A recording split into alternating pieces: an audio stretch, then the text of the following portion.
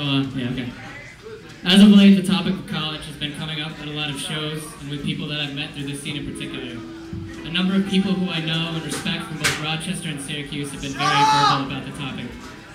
As intelligent people, the acknowledgement of their respective decisions to go or not to go to college has been largely non-condescending. The universal criticism of the expectation that college-age adults will eventually attend college lies in the fact that it's just that, an expectation.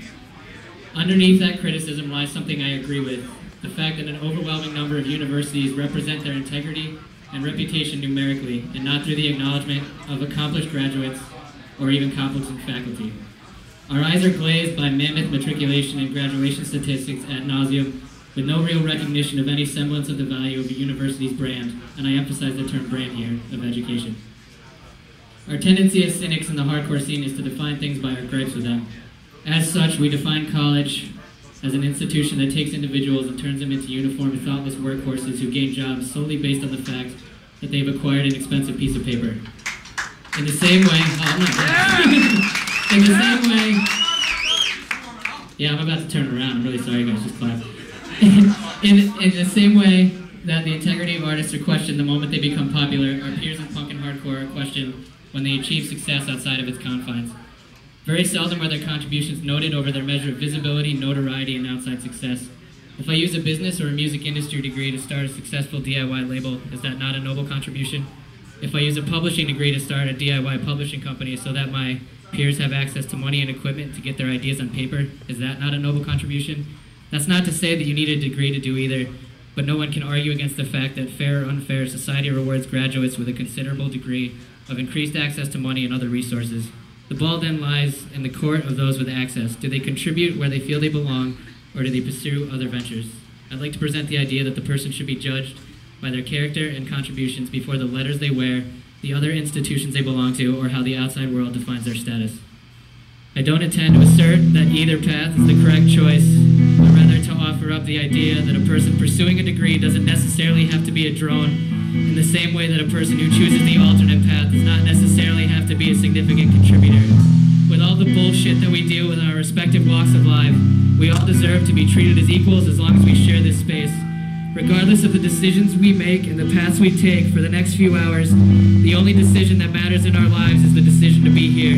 These people next to me come from different places, but for the next 20 minutes we're a band.